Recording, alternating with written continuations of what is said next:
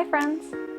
So it is Mental Health Awareness Week, and I wanted to add to the conversation of how travel and mental health collide. Now, travel can be amazing. You can see different cultures, you can experience things that you've never experienced before, have amazing food. Need I go on? However, travel can also be stressful and anxiety-inducing, and if you're traveling by yourself, you might feel lonely. Depending on where you're at mentally, travel can either improve your mood or worsen it. And sometimes it's good to challenge your initial feelings of anxiety, which pushes you to do something that you may not have wanted to do in the first place, something that made you nervous, but at the end you're glad you did it. And for some people, that's skydiving. For others, it's eating at a restaurant by yourself. While I'm going to do my best to keep this video upbeat, just know that this is a very serious subject.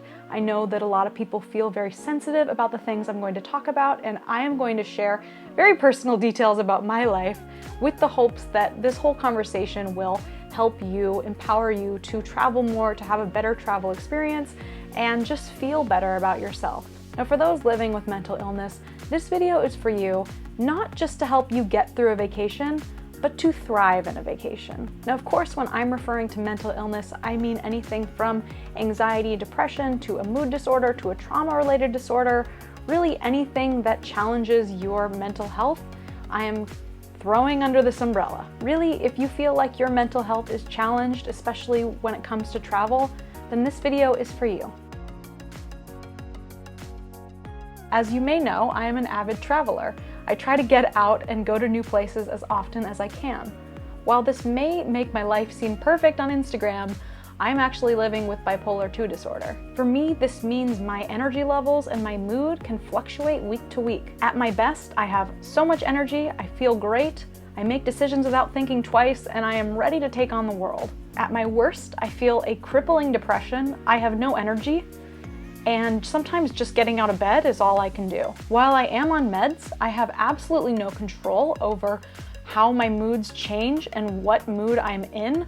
I just have to deal with wherever I am. To make things more complicated, the medications that I do take have to be taken at the exact same time every day, or else that also affects my mood.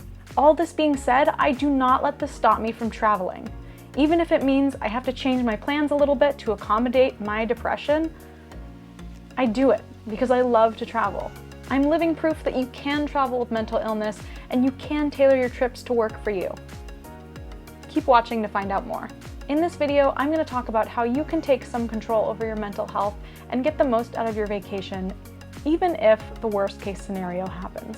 My goal with this video is not only to add to the dialogue about mental health and travel, but to give you tools to empower you to really enjoy this vacation that you're going to take and get the most out of it. Not to be that bitch, but we're not going to let mental illness hold us back from living our best lives. I can't believe I just said that.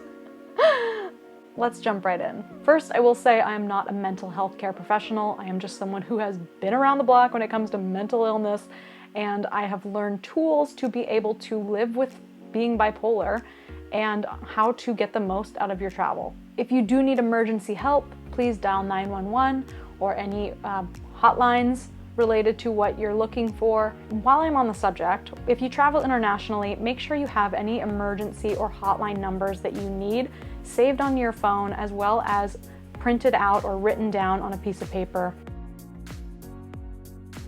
Let's say you've planned a vacation in the near future, but you're a little bit anxious about how you're going to be feeling mentally. So how do you calm this anxiety? The big key here is being prepared for anything.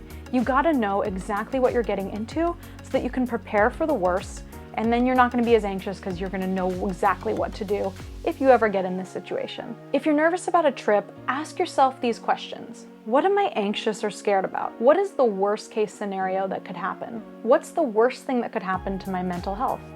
For example, could you have a breakdown? Could you have a panic attack? Stuff like that. How can I help myself in the event that this worst case scenario happens? And how will I determine the line between calculated risks and pushing my limits? What I mean by this is that there are some instances when pushing yourself a little bit out of your comfort zone is good. Such as, like I said, going to a restaurant by yourself, even though you're so scared that you're gonna look weird or that you're not gonna know what to do or the waiter's gonna judge you. There's a difference between a situation that might Challenge your anxiety a little bit, but at the end you feel good about, and doing something that actually will ruin your night, make you feel super unsafe and unhappy, and potentially put you in danger. Know the difference. So once you have the answers to these questions, you're going to want to go through and figure out some solutions. So for example, if you're nervous about traveling alone and having a panic attack in public, have a plan for what you're going to do.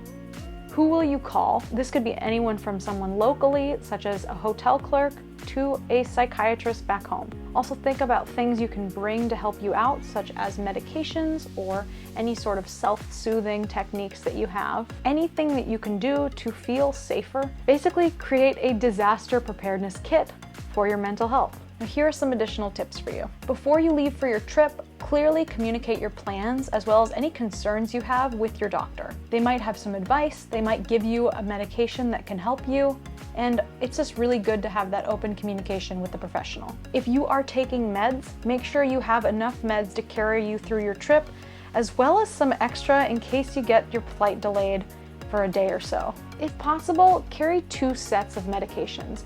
One to carry with you, let's say in your backpack or in your purse while you go to your day-to-day travel, and one to put in your hotel or Airbnb, ideally in a safe. This way, if you have any issues getting back to your hotel in order to take your meds, it's okay, you have them with you. Likewise, if you lose them or they get stolen while you're out and about, you have backup at the hotel or Airbnb. Try to keep your routine as close to normal as you can. Take your meds at the same time that you normally take them. If you have morning and night routines like waking up, making your bed, going on a walk, having breakfast, make sure you keep up with that. On that note, make sure you're eating and you're not skipping any meals, because that can also affect your mood. Have a plan for what you should do should you need medical attention. Talk to your doctor or therapist before you leave. Set up a plan for who you're going to contact if you do need help, and what you're gonna do while you're overseas or in another state or in another city. If you're traveling internationally, always have the number of your embassy written down on a piece of paper as well as saved on your phone. Trust your instincts and never push yourself too far. Like I said, there's a difference between a healthy challenge like going on a tour by yourself and something dangerous. If something feels unsafe, don't do it. If you feel like you're breaking down a little bit, take a break. If you're too tired to do something that's gonna take a lot of energy out of you, adjust your plans. Now, solo travel can be amazing, but if you've never done it before, it's best to start slow with maybe a little weekend trip close enough to home and going from there. I love solo travel. It's a great way to travel, but it can be very isolating. If you're interested in solo travel, I do have a video coming out next week that's going to talk more about it. And that's about it. I hope this was helpful for you. I hope if you struggle with mental illness that this helps you feel more empowered to go out and travel. And lastly, I hope that this is a positive addition to the current conversation about mental health and how it pertains to travel. If you do need any mental health assistance, I urge you to reach out to a mental health care provider or a hotline. Now, next week, we will be back to our regularly programmed travel talks. Tune in next Sunday to learn more about solo travel, like how to enjoy yourself while staying safe. Happy travels!